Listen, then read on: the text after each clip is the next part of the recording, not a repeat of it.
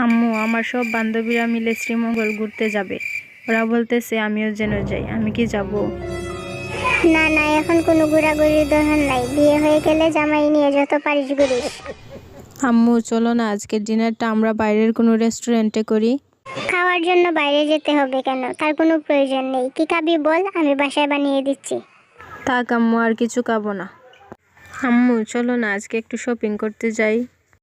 না না, এখন কোনো শপিং করা হবে না। বিয়ের পর যত পারিস জামাইয়ের সঙ্গে শপিং করিস।